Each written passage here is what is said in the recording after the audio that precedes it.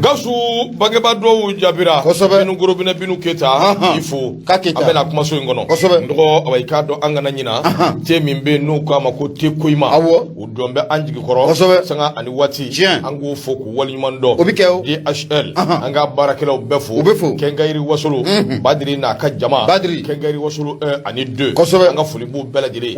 l'indépendant ambition ni sigaka l'indépendant min Musa Sayon Kamara Musa awai do akumambe Musa Sayon ako awai do min wulika joni chesuru olu minum be kabuluda yalsa min bisika to awai do nyangini min dalimbe anga sediawo ani uyuma mawfe min awai do akaw nyangini nunka boy juye kolo kle saban nata akara jamanaka ashimi guita loi électoral min be awai do ko ashimi ko aye shoni sigaka awai do halin no ya soro awai do o matme shogali jimi sirafe afrika baka kumadu rahuni ya jatemene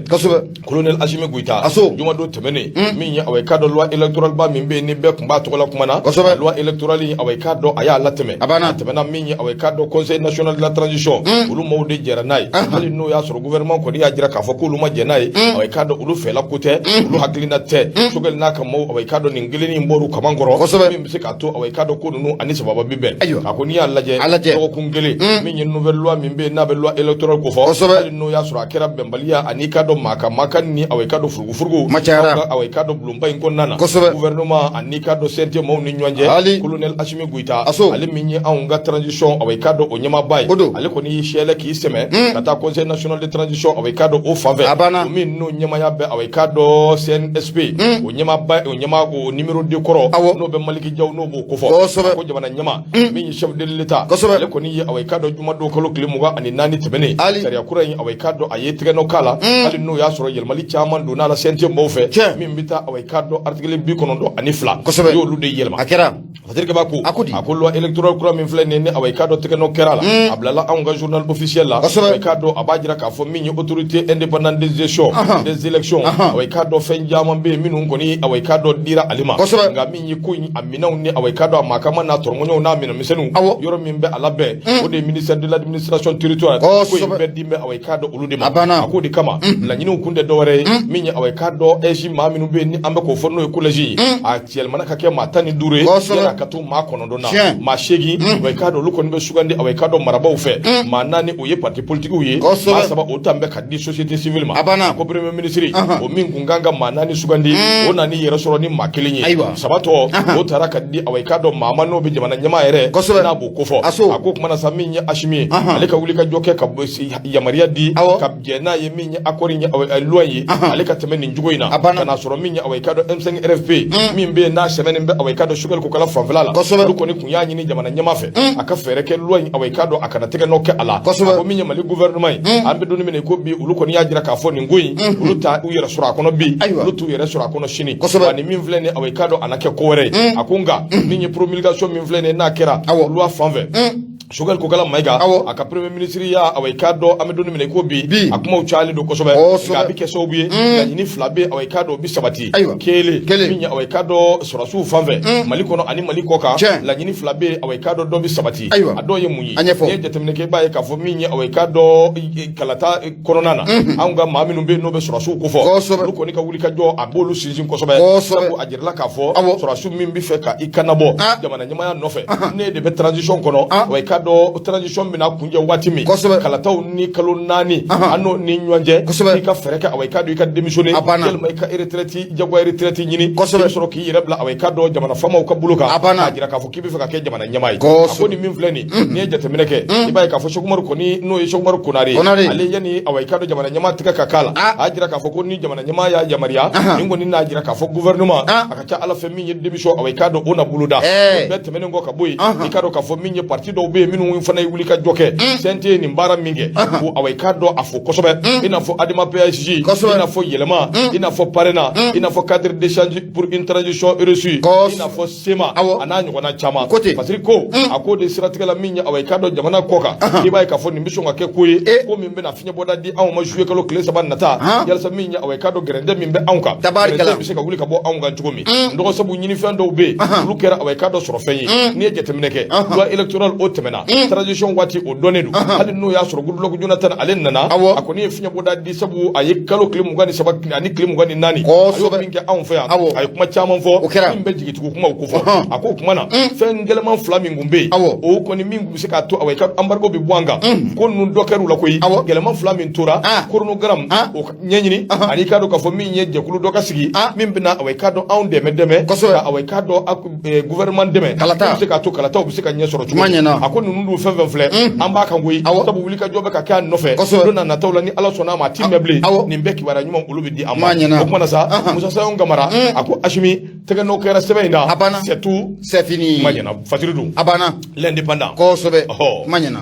siga t'a la a banna ɲɛma radio ye Nura FM ye 94 tɔmi murumuru 5 bisimila ne y'i bolo bɔ ne bɛ n bolo m'a kari ka don nouvelle horizon n bɛ bɔ ni ale ye ɲɛma a bɛɛ n'a ta mun ye sigikafɔ o de ye damu ye siga t'a la mun ye Toguna A Tarawele a kumara i bɔra k'i da don chronogramme na sisan o siga t'a la ko mun ye n'Ala de ye sini yirana n'o bɛ bɛn tarata don ma mun ye juin kalo tile 28 o tɛ wa i bɛna ye k'a fɔ ko maa minnu bɛ ka jamana ka mara nin waati laban na ani parti politiques fo ka taa fara mun ye société civile kan u bɛna sigi ka marasi ni ka a baturu ni ɲɔgɔn cɛ tabali kelen kan chronogramme minnu o kan ka di waati mun n'an kan ka kalataw kɛ yɛlɛmali bolo minnu bɛ n'an kan k'o kɛ ka ɲɛsin an ka politique yɛrɛ taabolo o ma ani fo ka taa fara mun ye an ka jamana institution baw yɛlɛmali minnu kan ka ta ka olu sɛgɛrɛ waati kɛrɛnkɛrɛnnen an ka bɛn o kan Patrick b'a ka fɔ la a ko n'i y'a jateminɛ k'a lajɛ ko nin ŋaniya in ko a taara conseil des ministres laban mun n'o kɛra ɲɛkalo tile 22 o conseil des ministres laban na ko kibaruyaw bɔra ka bin cɛ cari k'a yira k'a fɔ ko ministre mun bɛ n'o de ye jamana gouvernement ka kumalasela ye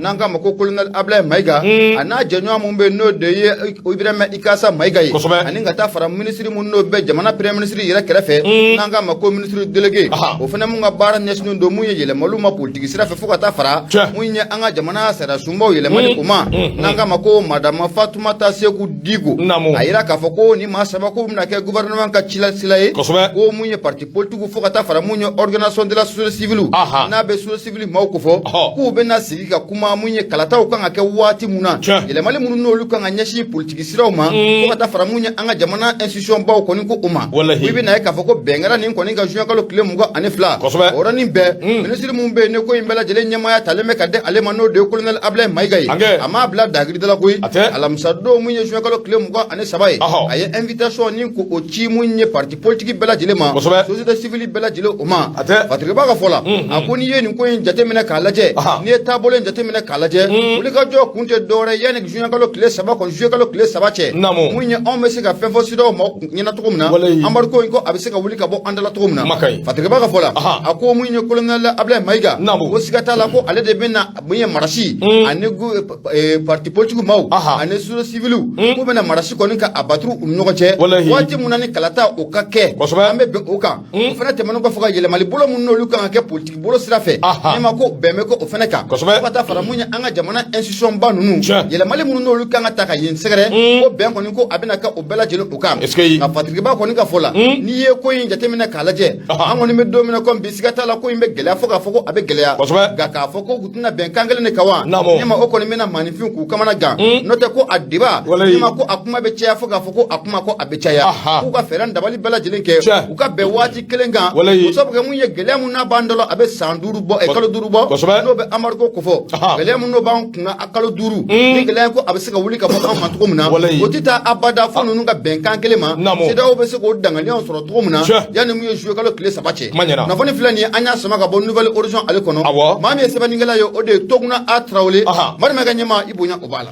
nɔgɔ safinɛ kunba kumana min ye awa i k'a dɔn l'intérieur de Bamako safinɛ kunba y'a jira k'a fɔ loi électorale hali bi ale kɛn bɛ ka i da maana bɔ awa i k'a dɔn ne ka kuma o kan a ko an y'a faamu dɛ président min b'an kunna colonel Asimi Goïta siga tɛ min na an y'a faamuya a ko loi électorale min filɛ nin ye awa i k'a dɔn ni Asimi ye tɛgɛ nɔ kɛ a la président de la transition a ma sɔrɔ dɔwɛrɛ fɛ min ye awa i k'a dɔn maa min bɛ n'o ye communauté économique des états de l'Afrique de l'Ouest n'a bɛ CEDEAO ko fɔ olu ka ciden min bɛ n'o bɛ Goodluck Jonathan ko fɔ o nali min kɛra anw fɛ Bamakɔ ya akunga ko ingera akera so bu minya awai kado jamana de chama be minu ngoni furgura awai kado no se bokoro dimina sabu la nyini minu ngumbe ani hakilina minu ngumbe ashima ke sorofenye lu yere bulukoy sabu ya jira ka fo ko dugole ndo be ko ngono kerengere ni ala kanye she transition yere nyima bama no be ashime goita no bo ko fo aya jira ako mali gouvernement abilama awai kado ko lu fane wulika joke man cha wale ka awai kado o farida ka jira ka fo ko lu ti jendi ayi nga bet menen go ka boy ko do be sena ko minna bi maka mana gwa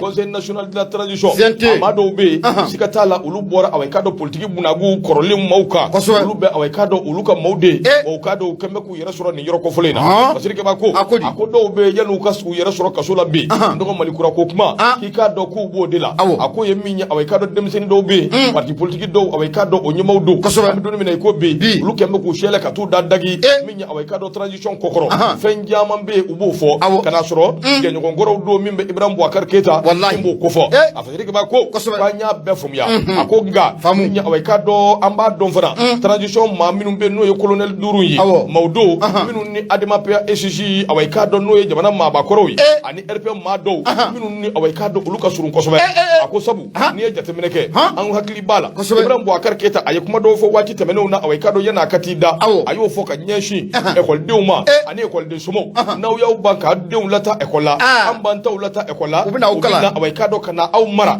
jamana ngonna ako sigate mina ambo kelela bide ako kuma na awai kado ambe ya fomyasa mungelena Alliance pour la démocratie au Mali Parti africain pour la solidarité et la justice adema PSG o ka sanda yalma sambisaba yo nyene jam minge odongo angoro do kado ka fo akera ni watikele nde konnana ambe ya fomya ko imbi chugo mina ako temenengo Alliance pour la démocratie au Mali Parti africain pour la solidarité et la justice adema ambe do mene ko bi minye premier et deuxième vice-président au début bolo conseil national de la transition CNT o kono bi ako sigate mina anya fomya de fatirike ba ko ako militaire minum vle ne nobe comité national pour le salut du peuple CNSP no bo mawko fo ako awai kado afomyera ka donc afominye awa président de la transition akada kede le président de la transition est le neveu du premier président de l'Adema PAJ. Kutubu. Fasiri kaba. Ako transition nyama. Adema PAJ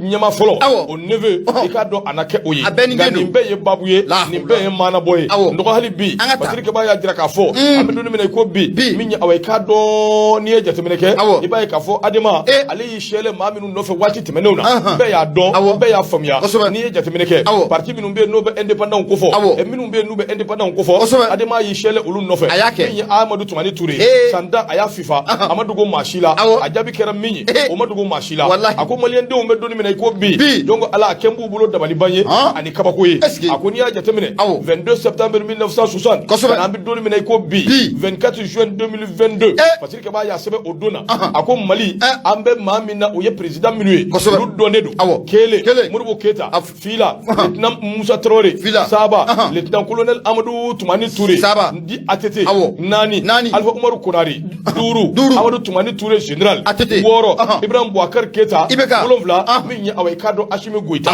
ne jatemeneke ma woro de tokobia la président wolonvla du est-ce qu'il y a famille ma woro de tokobe kuma ina korobe nywana ma woro de tokobe la président wolonvla du sabu Amadou Toumani Touré ale bena signafla transition ke akla ka jamana mara san kononto ani kalo fasiri kaba ko ako kuma na sa ni minun vleni nunu de kera awai kado jamana yin marabawi jamana ngonnana ngani ya jatemire sambi woro anifla kera mahoro ya ambe wulika joni ko sugu bela président mimbe anguna président civil saba ani kado militaire nani ye joni général Moussa Traoré lieutenant colonel Amadou Toumani Touré ani général Amadou Toumani Touré ani kado kafo colonel Ashimi Goïta nunu ye jamana yin mara sigate ala akwa mi doni mena ko bi ne jatemire ke minya awai kado président saba mimbe ni awai kado ulu koni be doni mene ko bi abebe Keita la ka ukufo a président saba o donedu Modibo Keita Ibrahim Boubacar Keita Ashimi kanake de kanake fatiri ke badu de afila de Modibo Keita Ibrahim Boubacar Keita abana de kosobe iba sura Ashimi ge Goïta yi ako kuma na ne jatemene ke ba e kafo minya awai kado Moussa Traoré Alpha Umaru Konari Amadou Toumani Touré ni nunu fara nywanga abel laba uka awai kado sigini de laba Touré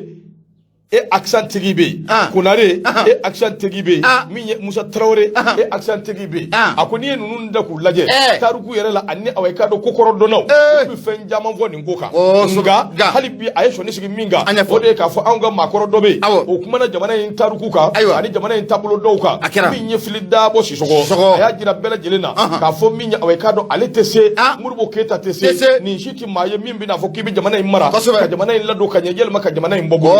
sigata mina jamana maraba president wolonvlana to wolonvlana president ikado ode bina jamana ngono ko koni ko away na ma fode murubu keita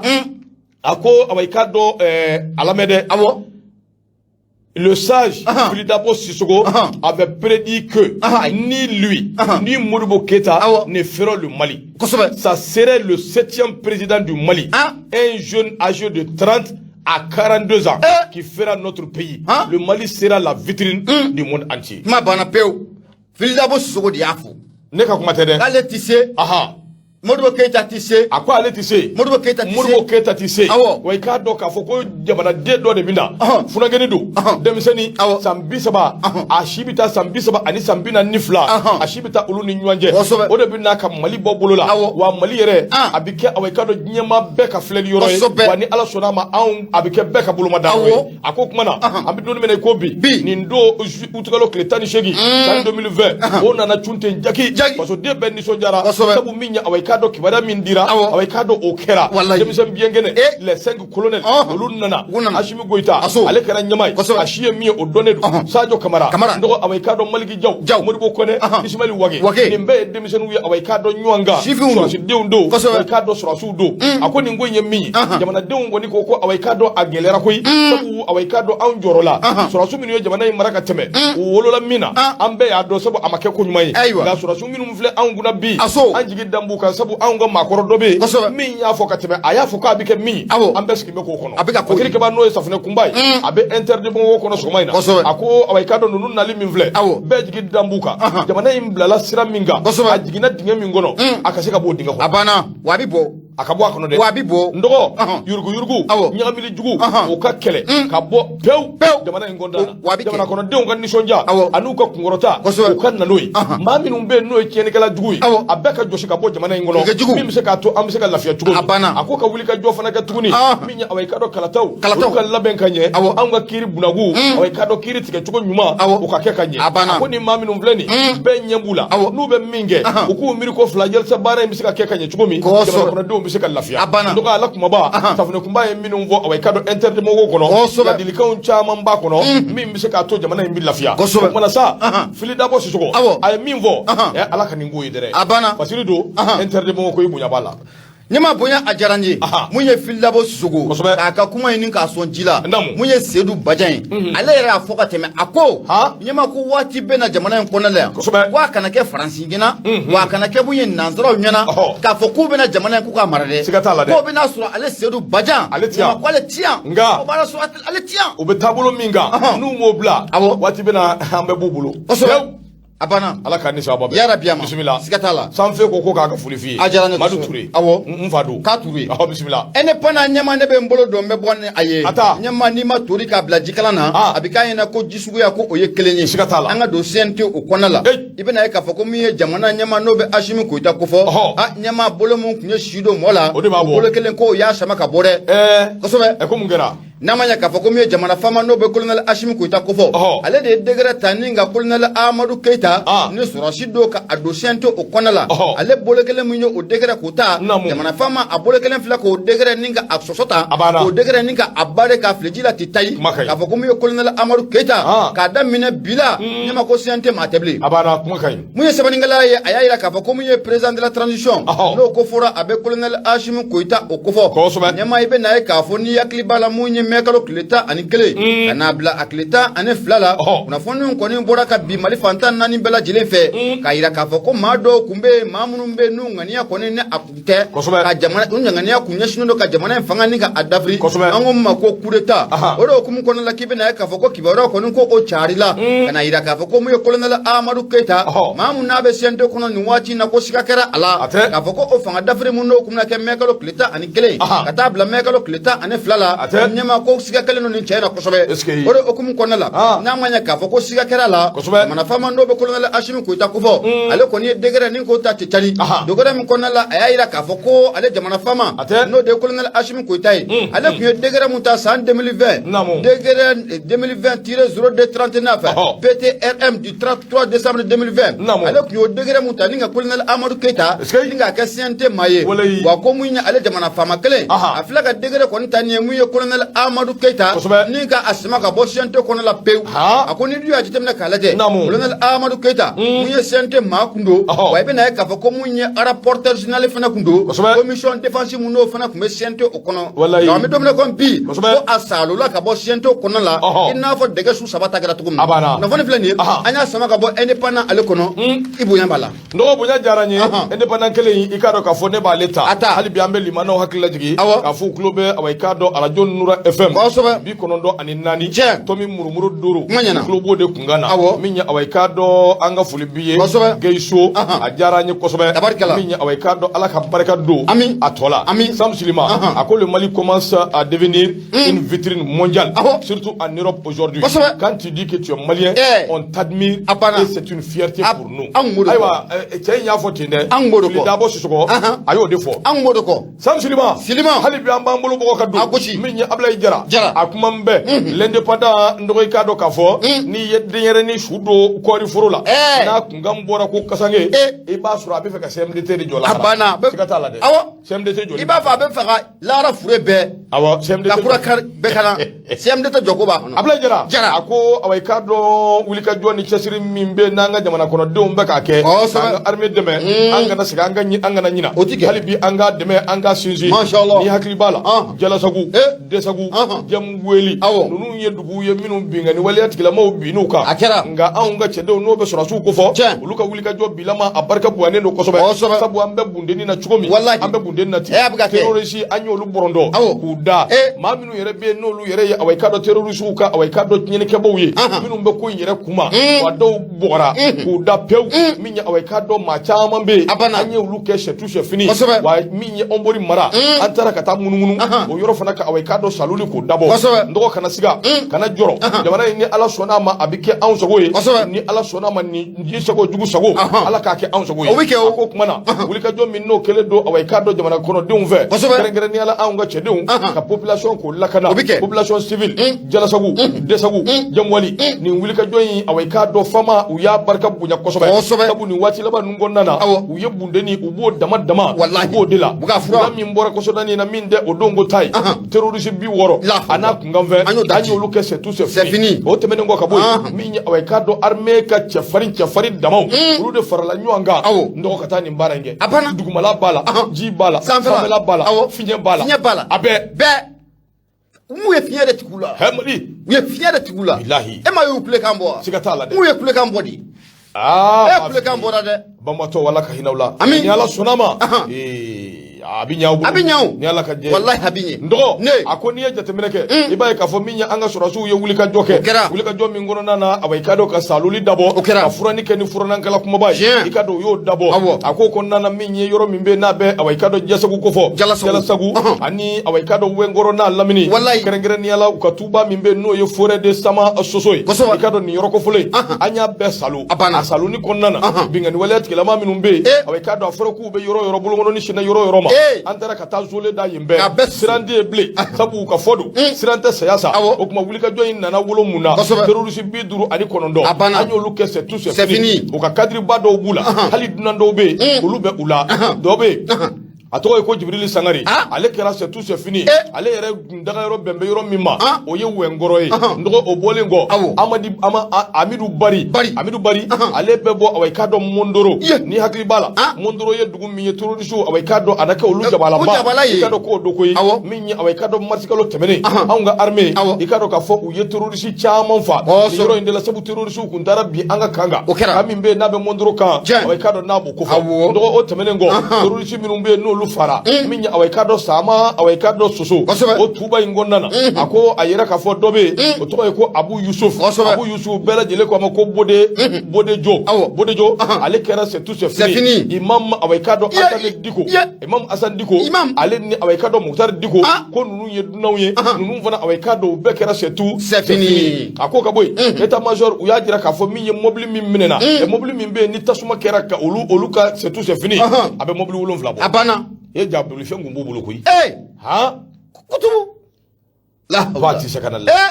a ko nin bɛɛ tɛmɛnen kɔ ka bɔ yen min ye anw ka armée hali bi awai ka dɔ u bɛ susuli la koyi min kɔnɔna na u dogolen bɛ yɔrɔ o yɔrɔ an bɛ k'u bɛɛ kɛ c'est tout c'est fini k'o b'a jira k'a fɔ ja Wengoro mara la dogoyɔrɔ jɔnjɔ awai ka dɔ o na kɛ ninnu bolo sabu nin yɔrɔ in ni Burkina frontière o ka surun o b'a jira k'a fɔ fana anw ka cɛdenw ni Burkina cɛdenw ka fara ɲɔgɔn kan ka bundeni kɛ o de da ka di an bɛɛ lajɛlen na o bɛɛ tɛmɛnen kɔ ka bɔ yen sɔrɔsiw min ye Mondoro ye terroriste 2 bɛ yen minnu kɔni n'olu dɔnnen don kosɛbɛ olu fana awai ka dɔ olu kɛra c'est tout c'est fini kilomètre dama ano ni ɲɔgɔn cɛ Ombori mara la sɔrɔsiw kɔni y'a kɛ fiɲɛ dɔ bere k'a bunde dɔrɔn k'a bunde n'a fɔra terroriste bɛ nin yɔrɔ la ni sɛgɛsɛgɛli kɛra k'a dɔn k'a fɔ ko terroriste don a ye n dɔgɔ o t'i to yen Afrique b'a ko a ko Ombori mara la gosiliw kɛra yen fana o wolola min na terroriste hakɛ min yɛrɛ sar'o la o fana awai ka dɔn maa t'a hakɛ dɔn a ko ka bɔ yen juin kalo tile 20 ka taa se tile 22 ma n'i hakili b'a la Jɛnɛ Tenengu Sege cercle de Bancas i ka dɔn k'a fɔ cɛdenw u ye wuli ka jɔ kɛ nin yɔrɔ in bɛɛ lajɛlen na k'a bɛɛ lasaniya k'a bɛɛ kɛ c'est tout c'est fini ndɔgɔ o bɛɛ ka bɔ yen min ye awai ka dɔn anw ka cɛdenw u bɛ wuli ka jɔ in na koyi sabu Farabugu u taara ka taa suman di ye Segu mara la min ye tɔni 172 u taara ka t'o sɛlɛ min ye awai ka dɔn ka mobili dɔw camion 150 ka se k'o escorter u bɛ se ka taa cogo min Labɛnzanga Gawo o mara la o bɛɛ ka bɔ yen Jalasogo u taara ni tɔni 10 ye suman ka t'o di u bɛ se ka to maaw bɛ se ka lafiya cogo min ndɔgɔ hali bi sɔrɔsiw u b'u sɔn dɛ a ko awai ka dɔn yɔrɔ min bɛ yen n'a bɛ awai ka dɔn Kucala kofɔ Buguni Nara Sikaso nin bɛɛ lajɛlen awai ka dɔn u bɛ ka gosili kɛ cogo a bɛ ka kɛ o cogo la a tɛ ka dabila dɛ a ko a yirala k'a fɔ fana vol n'o ye pankulu ye olu fana panna ka taa munumunu yɔrɔ dɔw kunna yalasa ka taa maaw hakili sigi ka taa jirula k'a fɔ anw bi yan dɛ an tɛ taa an tɛ maa ci ni Ala sɔnna a ma ni min ye den ye ɲɛsin an ma face à face u tɛ bɔ f'u ka sa k'u dogo k'a jogi u bɛ se o dɔrɔn de la Menaka Fafa Jɛnɛ Jebok min ye awai ka dɔn nin yɔrɔ ninnu bɛɛ lajɛlen ndɔgɔ munumunu salo bɛ ka kɛ yen bɛɛ yalasa ka se ka anw lafiya Basiri filɛ Ablaye Jara a ko o kumana n'an bɛ se an ka cɛdenw an k'u dɛmɛ min bɛ se k'a to faso a bɛ lafiya cogo kosɛbɛ indépendant bisimila ne ma ne ye indépendant ne y'a bila soit de Bamako ne ba ale sama ka gɛrɛ n na sɛbɛnnikɛla de tɔgɔ El Hadji Mahamadu Gaba ne ma a bɛɛ na ta mun ye Digimɛnɛ Sɔngɔrɔ o ye kini ye wa o bɛ kiri ko sɛbɛkɔrɔ goya la El Hadji Mahamadu Gaba a kumara i n'a fɔ i bɔlen filɛ k'i da don fɛn mun na n'o bɛ an ka lakanabaw bɛ wuli ka jɔ mun na nin waati laban in na mun ye Bangasi mara la ɲɛma i bɛ na ye k'a fɔ ko cɛkɔrɔba jugu min bɛ yen n'o de ye Katiba Masina ɲɛmaaba ye n'o de ye Amadu Kunfa ye Amadu Kunfa a ye kulekan k'a sɛbɛkɔrɔ bɔ a y'a jira k'a fɔ ko mun ye faali jugu min n'o kɛra mun ye Bangasi mara la ani ka taa fara mun ye Bajangara mara la a ko ɲɛma ko ale ka cɛdenw k'olu nɔ tɛ nin dɛ mun ye Amadu Kunfa belebele a ye kulekan bɔ Patrick Ba ka fɔ la a ko nin ma dogo maa si la mun ye juin kalo tile 18 ka taa bila a tile 19 na i bɛna ye k'a fɔ ko mun ye bingali wale tala mun ye bingali ta ka an ka yɔrɔ dɔw kun sɛgɛrɛ Bangasi mara ani Bajangara mara o la mun ye jamana gouvernement ale yɛrɛ kɔni ye communiqué ni ka bɔ ka bin ten cari communiqué mun kɔnɔna la u y'a jira k'a fɔ ko maa 100 ani maa 30 ani 2 ko o de ninkɛnɛ ko o tora nin na jamana gouvernement tilala ka communiqué o kɔnɔna la u y'a jira k'a fɔ ko maa minnu ye nin bingali ta ni ka duguladenw k'u sɛgɛrɛ tan ko a maa caman b'u la k'u y'u bugunatigɛ ni k'o bɛɛ lajɛlen k'o dɔn o sabu kɛ aladari mun b'an bolo nin waati laban in na o y'a bɛɛ lajɛlen sɛgɛsɛgɛ k'a dɔn maa minnu taara bingali ta ka ninnu k'o sɛgɛrɛ ne ma n'a ma ɲɛ k'a fɔ ko o bɛɛ lajɛlen ɲɛdɔnna ka ban i bɛ na ye k'a fɔ ko mun ye Amadu Kunfa n'a ka cɛ dɔw u siranna u jɔrɔla o sabu kɛ u y'a ye k'a fɔ ko mun ye armée ko a bɛ ka wuli ka jɔ laban mun y'o kɛ Bangasi mara la fo ka taa fara Bajangara mara la o bɛ se ka furan tɔgɔ mun na ni ka a jɛ Amadu Kunfa a ye kulekan bɔ a y'a jira k'a fɔ ko mun ye jalaki mun n'o bɛ ka ta k'ale ka cɛ dɔw k'o sɛgɛrɛ dugu minnu filɛ nin ye n'o bɛ Jalasago kɔfɔ fo ka taa fila mun ye Jawali nin na a n'a tɔ ko ale ka cɛ dɔw nɔ tɛ nin ye koyi ale mun n'o kɛra ko maaw ka dɔn k'ale Amadu Kunfa ale ka cɛ dɔw ko o nɔ tɛ nin ye Patrick Ba ka fɔ la a ko n'i ye ko in jateminɛ k'a lajɛ walasa k'o ko in kɔni ka a nkalontigiya bana ka fa ko mi juma don do bena jo kalo kile munga ani nani ma munya america nga organism do be o kibara ka boka binti chari o ya ira ka fa ko munya amar kun fa ka folen fla ka korofa mu fonye nyama ko wiya do bi ko wiya ko odo jini ga munya fatrike bay ko ne ira ka fa ma chama ngoni mi ga yin ngali to min ko osigi ira koran wati la bayna na manya ka fa ko amar kun fa alena ka che do nya ira ka fa ko olu no teli mbara nye ko jone ko ni ko onodu ga fatrike ba ya ira ka fa ko jatim na kala chama olu ko ne ira ka fa ko ma do be munum be terrorist munum me olu be wati na burut na be fe na ka mako ansarul islam mo ko sigata la nu nyama baye jafar malam diko ko onaka chodo ne ka bara oyenie ga do fene ya ira ka fo ko munya amar kun fa alina yi kale gishien ko sigata la ko ni olu ka bara de ka wala munna kale fle ko cheno te muso no te ko amar kun fa naka chodo nodu ko ngoni fle ni anya sama ka bo munyi so de bamako ale kono ma me sebani ngala yo ode alhaji mamadu gaba madu ga nyama ibunya obala ndo mi ye gaiso e amba fo ka wali mando gaiso ko ngani ye wasake ko alaka de be ke halibi ikado ka fo ko ne ko aso ajaranye abenama ndo halibi ambita samzilima ale ko awai kadi bora ka kuma minvo akuma de ka chan nanzara ka jabarawla ka teme hali ataki inga ka jira ka fo ko amadu kufa ko alete nimbe ye bebe unni namara unni to nyawde o be fa ka minta ka nyeshi awma o be fa ka be to we kuma chama fo nga e nu yo bolo ni nyeshi yoro mi o ya soro awum be amena afu ko ala kanisa obbe ndo bita nya awai ka do kuna funi mimbe mbulu koro ba bo sebe ngono sebe minango amako l'indépendant good luck Jonathan anana aunga jamana kono aye jatemina uke ba good luck Jonathan sigina atara awo wasakara ko masarao wallahi ko masara ani son jara fabi yele akoko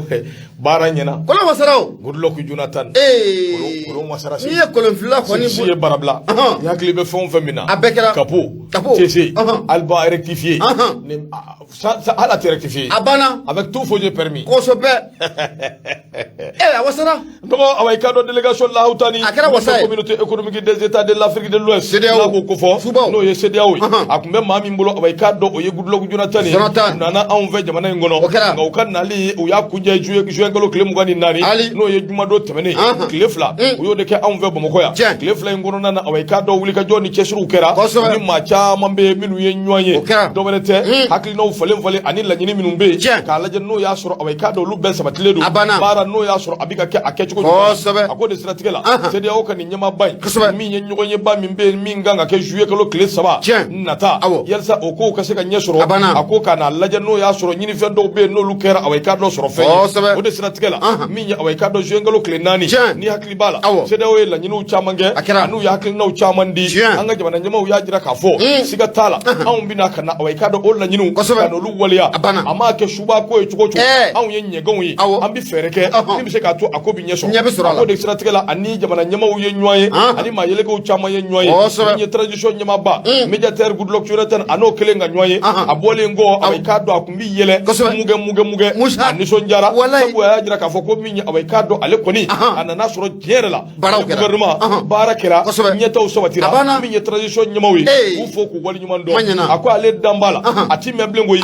population era no ye mali population ubina do uluka maraba minu mbu kuna bi o be ka barake tugomi anu ye niso janni awai kado nyeta minge sa anga seka ni yoro ila soro ako ati na memble awai kado jamana deun amina bu kalama sede o nyama ba aye awai kado tashi blake nika awai kado fulike ka nyeshi awai kado ataki juguba mimbe mingera aunga jamana kono kalo kletani shegi ka kunje ata ani konondo good luck Jonathan ako mingera so be makema ani ma biswa ni fla ulu bonena unina good luck Jonathan ya hakila jigike ka jira bela jele na ka fo ni visiti min fle no ya kanali do bele te kuyi fere ni dabalu ka se ka soro min bi se ka to gele min be aundala sanction min be aundala ngiri min dambe ka aun segere o nyangidi awai kado bi se ka bwangu na tugomi ambi se ka lafiya tugomi ako siga temina gele luba do abeka mali population abeka ugoshi abeka osoro nga siga tala min ye sous région jamana wera ufana be luba don fana ka fo ko gele awai kado abeka lu bela jele so ndogo ni nguli ka joyi make ni dore ka beni CEDEAO mo ka nyogo min bina ke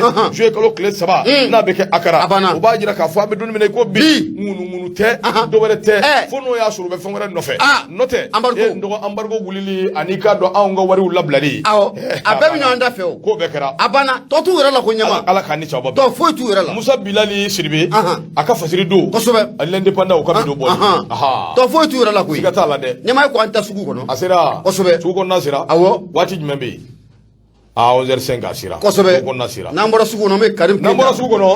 karimu ketaw awai kado ani justice buraguka ani tigitigi ba minu be ikado anda bina dulula olu nyefoli manawi u ka family kala radio nura fm bi kono ndo ani nani tomi murumuru duru nega juru sira 76 33 43 03 ni o kongo ni ala sonama ani be nyoko soro gasu amna ndogo minye awai kado kasegika na kuma sokono wajibi ale do anuma sabu min suku kono maw anolu faralen go nywada angoroke ani nyira burange sulumana ambi foki walinyumando sanga ani wati si solo kanga fuli biye fuli la se bagari jara c'est tout c'est fini c'est pas fini de amba kan volo fuli ani tanni kala se min awai kado usmani ma usmani jabate ye monsieur le maire kado fo min jala koroji mairie amba foka walinyumando ba ni chesri kwa jabate mamutu kulubali ndogo Gabon Libreville ale beka anw namme amba fo ka waliman do sanga ani wati minya aweka do ka foli ni tanni lase anga belebele min be no be Drissa Kuma kofo Badri Drissa Kuma amba fo ka waliman do na nya fo tanjugola driba yere do ko aweka do ani chesri ba ni baraji marjan fo marjan kulubali safo meri nyere dinge marjan kulubali be fo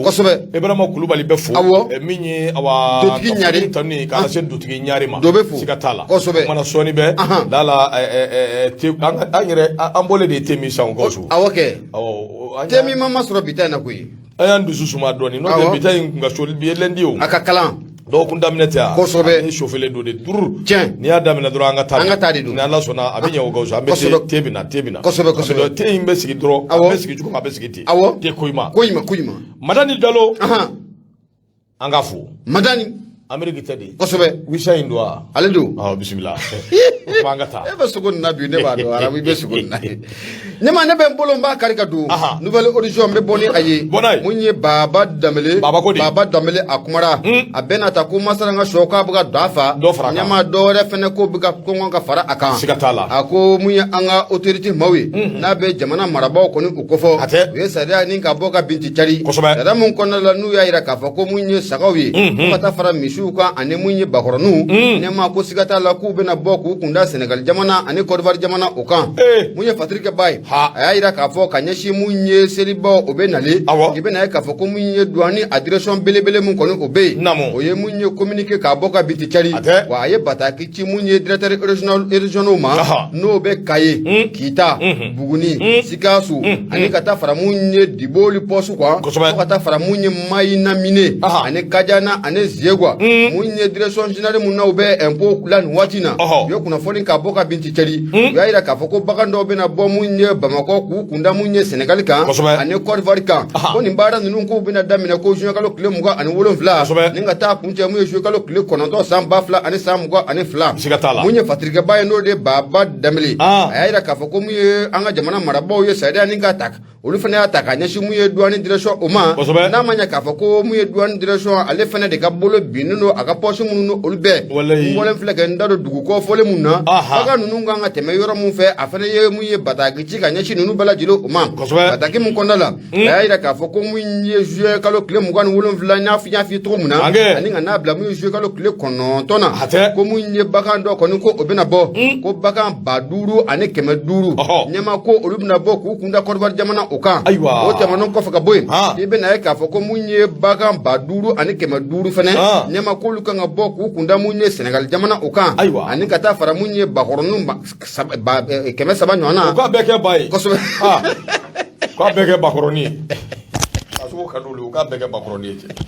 ko bina bo ki kunda munye Côte d'Ivoire jamana ani Senegal jamana bela jilo okan Patrick Baka fola akuni decision muna tane fila jamana maraba bolo ne ta nyama sikata la ko abe famia kosobe usabuke ni Senegal jamana jatemina ka laje kana Côte d'Ivoire jamana fana jatemina ka laje na nga baka mo dulu fe ko bada ko abe gelo bolo kosobe ko jamana maraba nyene akilina muntaka ko ko ni ka angoyo ubulo duru ko ni ko abe saka magaya to muna an yara ni anda fa dugu nnu nyongo tela to muna na be Senegal ni Côte d'Ivoire jamana na abu okofo Patrick Baka fola ka ko ni ya jitemina kala de wati temuno na ko jamana maraba we decision ko uta wati muna ambarko ko atara kan jamana ka asgere wati kelen fana ko nga jamana maraba we decision ta kaira ka fa ko munya anga bagaw yi bagaw to bo abada ku kundani jamana ko folon ka ble do be Côte d'Ivoire no be Sénégal no bo ko fo ka decision la ba muno o bole fla ka tani ka tala ko munya bagam baduru ane kema duru olumna bo ku kunda munye Côte d'Ivoire jamana ane Sénégal jamana kan wa bara no medam ne munya joueur kle muga ane wolon fla nga tabla munya joueur kle kononto na samba fla ane samuga ane fla no foni fla ni anya sama ka bo munye nouvelle origine ale kono baba damele ale semaningale madu mega nyama ibunya obala ndogo ibinyina mingo minye Côte d'Ivoire ane Sénégal malien de unde chama fana be numbe silike kumana minye awekado bigiri min nofe ode awekado faso in sagai donc fana basa bu ka seluke abe hakili jigi almadani la almadani awekado Touré almadani Brahma Touré mko conseil des maliens de l'extérieur Sénégal awekado onyama badu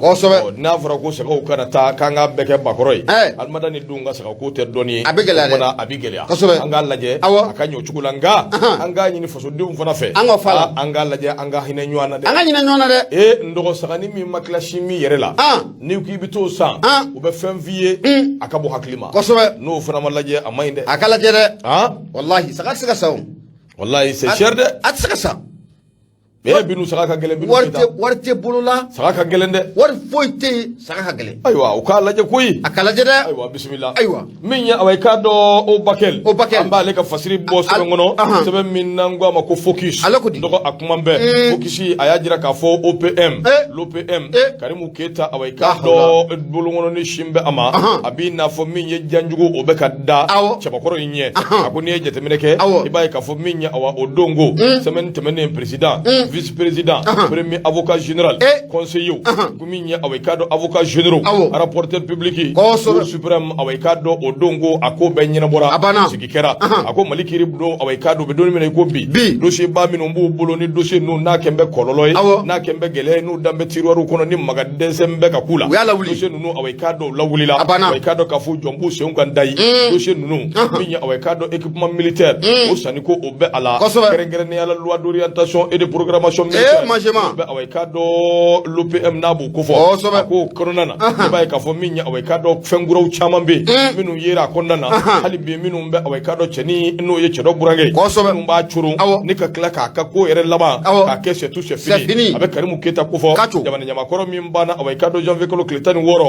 dinge no ye Ibrahim Boubacar Keita dinge no be Karimu Keita kofo kabu kofo no aunga cour suprême minya awekado kiri buna wu bilibeledo be kiri blum chama unisanje ako kuma na saminya awekado mi doni mine ko bi ko ni anyene bora sabu minya makoro chama be lutambe awekado retraite la akera so buye yoro ngum paralyser la akungelera ko so sabu ma chama be minu ngutse ka barake wa korole chama be minu vana yuba kutega tedu sebe na sabu wati sera utakuma sera utina se ka baroke shibirindira ako de strategala ami doni mine ko bi ka manyini ma minu be yoro imbi kalfa ma minu nanni awekado luye jamana dewyi malikura tasira minno be ka tiri wuli se ka bla on no fe chugomi dossier ba minum be no be fe kala wuli dossier ba no be se ka wuli chugomi ko bara awekado o de kera o de strategala ne jatemineke ibai ka fo minye Mahamadou Timbo procureur général minna bora awekado aye chika mindi Sheikh Mohamed Sherif ko ale ummi kumbu ni nyanje o madugo mashila akera sobuye ela ba wulila awekado lu ni nyanje ko de kama minya awekado aunga jamana maraba kura minum vleni uyo makura minuta yanu kasigi awekado kuma kan jonjo mbi duma aklina ni mirina jonjo kuma bela jelen ka independence babulu ka yurula ka fo ko ngoni awekado bu yere bulu ka independence bu bulu baraka ka kechuko nyumana o de nywande kuma na minya awekado ka damene président vice président premier avocat général conseiller kata se avocat général ma ni rapporteur public ni mbesigira awekado ka fo président mimbe no be conseil supérieur de la magistrature nyama ko fo no ye awekado transition nyama Ashimi Goita ale ko ni mbela jele awekado ayu sigi awekado ka jirula ka fo anjigi dambuka malikura ko kuma minno fora anjigi dawkan dai ko ma do be no ye Fatoma Tirai ale président awekado nyam ale de ye yoro nyama bay ale ko ni away kado aya jira ka fo lu kali kan di dowere kalfa min diro luma minan fa dew wa sariya be bunya chugomi ka to o sariya ko ya tiga ko nyuma lu boke be ani kelinya kono anu yere ka donia ani sariya yinkanga bla minan minun gono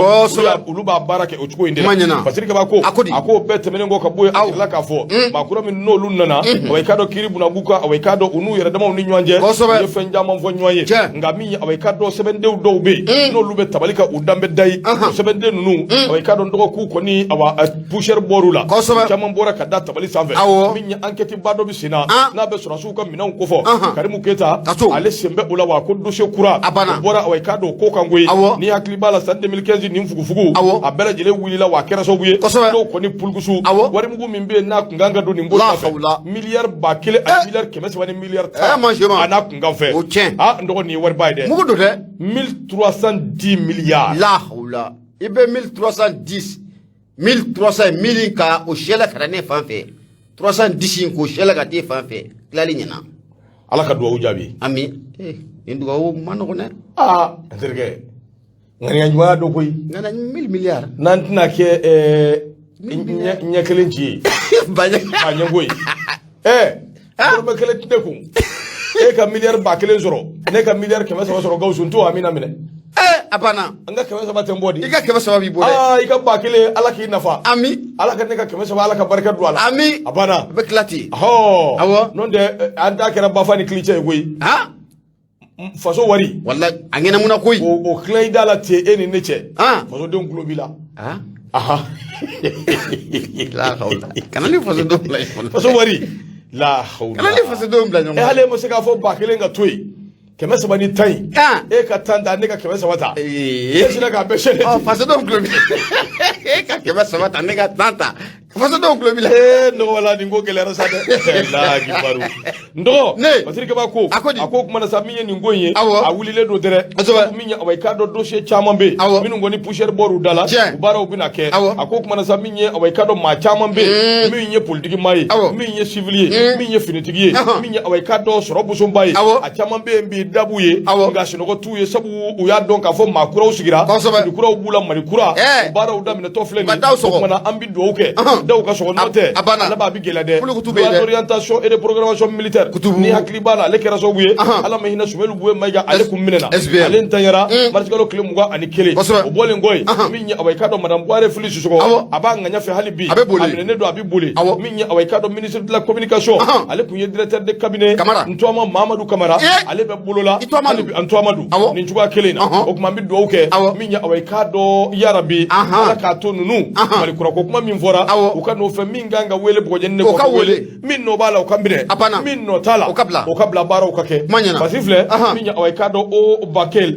ale ka fasiri do o focus ukabido boli ibonya bala indicateur duro no vonya mamba samaka girana munya Adama Jabate ke akumara ako munya ataki munu okera munye poste de police munu be fana ko fe nyama ibe na ka fo ko munye tega taraka da makile okane patrika baka fola munya Adama Jabate ako akilla jigina ibe na ka fo ko alamsa su no bena jogalo kile muga anen nanima munye neganya muga anen fla wakati no be 20h kufo munye komisera munno be fana okonala ataki koni ko otaraka ni komisera ni ka segera manani munno bela jelo kumbe moto ola oro kum konala police kelen ko o sara ala no sezande policier oningena koni ko okarabara ala wa munye kelen fene be ko o banana ima be na ka fo wati muna ataki koni ko akera orani be munye komisera munno komisera divisionnaire munno o ben komisera la ayi wuli ka jo ko bla senga aradari ye jensali ke fambe ka salulu ke nyama anana boka ye ka fo ko munye wuli ka jo kera imma ko fole munna ye bingalita kan yiro ko fole nusagare ma kelembwe angaradar tana be ko titari munye kilometri binani fa ani fana che dugu mumbe nanga mako nangula alebe munye nyamina marafe commune de Nyamina marafe o mi dugu ko folen ko abe ko bolo tara ka dani che ko folen ngate chai wati muna bolo ko ko obeta kata kam una na ka ko munye marfa mumbe nanga mako shawroni nyama ko oba abulo usigeta usigeka marfai nyama ko oyera abulo fatriga baga fola ko wulika jo ko ni be sinan wachi laban ko nam mamunu ya ataki taka munye komisera de fana ninga asgre bolo be sika da to ka tumuna kama fola mun ko ni bolo tara ka do ka mi domina ko bi nyama ko ne alama ba su wɛrɛ kɛ bi tɛnɛn don n'o bɛ bɛn juin kalo tile 27 ma ko mun y'ale bila nin baara kɔni ko o la a na t'o ɲɛfɔ mun ye kiiritigɛlakaw kɔni o ɲɛkɔrɔ nafoni filɛ nin ye an y'a sama ka bɔ indicateur du renouveau ale kɔnɔ maa min ye sɛbɛnnikɛla ye o de ye Adama Jabate Maruma i ka ɲɛma i bonya o b'a la ayiwa Samsilima ko k'u kan ka an ka frontières datugu min bɛ se ka to i k'a dɔn boli biribiri o ka dabila sen ka teli dɛ u sen ka teli kosɛbɛ Ala k'a ni sababa bɛn ami min ye Sambu Kulubali an teri don badabada Sambu k'a dɔn nakari a fɔ Sambu Kulubali maa min don a majiginnen don a sumalen don nka Sambu a ti maga dɛ an ka foli b'a ye n'an ye Sambu fo an bɛ foli lase Mohamed Lalabi Gawusu Kalilu Berete ka denmisɛnw ngɛrɛnna kalanbulon maaw an b'u bɛɛ fo k'u bɛɛ waleɲuman dɔn Kulubalilakaw n denw don n denw don kosɛbɛ siga t'a la a siga b'i la abada an bɛ Musa Sisɔgɔ wele Banamba Jelikɛ a bɛ ɲɛfɔli kɛ ye sisan siga t'a la i b'a faamuya min ye Kulubalilakaw ni Mayigalakaw anw ka kow bɛ cogo min Banamba Jelikɛ le grand griot l'international Musa Sisɔgɔ n b'a wele a bɛ dɔ ɲɛfɔ an ye yanni ka taa allo Sori Albert Mɔden Mayiga alhamdulilayi Sisɔgɔ n bɛ Nura FM baarakɛla bɛɛ lajɛlen fo Musa n ye miniti kelen juma d'i ma i ka dɔ fɔ Kulubalilakaw ye alhamdulilayi Kulubalilakaw Sori Albert n'o ye Tumutu Wolotuba ye a bɛ taa don min na ka taa Alikaba la Maga ka taa dili Maga Dina don min na a ye Kulubalilaka 334 a y'o de tuubi ka don silamɛya la Sambu i tulo jɔ dɛ a fɔ Sambu k'a lamɛn a seginnen ka na n'a ye saga da k'a kanni kɛ Kulubalilakaw bɛna ta k'a buso ka d'a ma ko parce que k'an sɔnna k'an matigi ye k'i y'an don silamɛya la cɛw belebele o mɔni de ye o joli direct de ye Allahu akbar Sori Albert Mayiga kɔni wallahi a diyara n ye Bidan Kulubali ale bɛ sa don min na muso 7 ne fa bolo ani den 56 mɔden ye 413 Bidan taara se wolo bolo Mamadu kɔni est-ce que a salen kɔ de Sori Albert y'a bɛɛ tuubi ka don silamɛya la pour que a ka se ka foli bila Allahu akbar hɛnɛ Mayigalaka bɛ yɔrɔ o yɔrɔ a b'a fɔ Kulubalilaka ma de Kulubalilaka b'a fɔ a ma ko Mayiga ko an ma tigɛ ka don diinɛ na Allahu akbar Bidan taara ka boli 12 to a bolo ani biji ni gulɔji ŋɔnaji o fana tun ye 12 ye Sori Albert Mɔden Kulubalilakaw kan ka f'e ma de ko an matigi diinɛ matigi kɛ an karamɔgɔ an cɔrɔnɔ i ka tu vidéo don a diyara n ye Sisɔgɔ Mayiga ko n bɛ Bukari Tarawele Turamagan fo BT fo an ka foli a b'a mɛn ka Gawusu Keyita fo kosɛbɛ k'a barikada a diyara n ye nana ka na kunnafoni dayɛlɛ ka Mali ko n'a ɲɛ jamana kɔnɔ jamana kɔ kan délégué nani ka kunnafoni sɔrɔ jɛlenya na a banna n'i bɛ kuramaridaw la dɔrɔn a bɛ i n'a fɔ ko wallahi i b'a fɔ ko yɛrɛ bɛ yan Sisɔgɔ a diyara n ye merci beaucoup merci Aba n ka cɛ ne bɛ dimi Sambuwa cogoya foyi t'a bolo sisan i b'a sɔrɔ a y'i da a y'i sɛla ka makila Sambu Mamadu Kulubali nin ko banna kosɛbɛ Binu Keta i ye nin mɛn yan a fɔ Kulubalilakaw ɲɛna ko nin ko banna ni Ala ye min kɛ Mama Kulubali ni Ala ye min kɛ o de ka ɲi a kan ka ne wele cogo min safɛ a kana ban sa yawa Musa Sisɔgɔ Adama ko k'a ka foli f'i ye Adama Turi kosɛbɛ awɔ safɛ ni Ala ye min kɛ a f'u ye k'u kana baw ma sa Ala de ye nin kɛ n m'a f'i ye ko Sambu belesera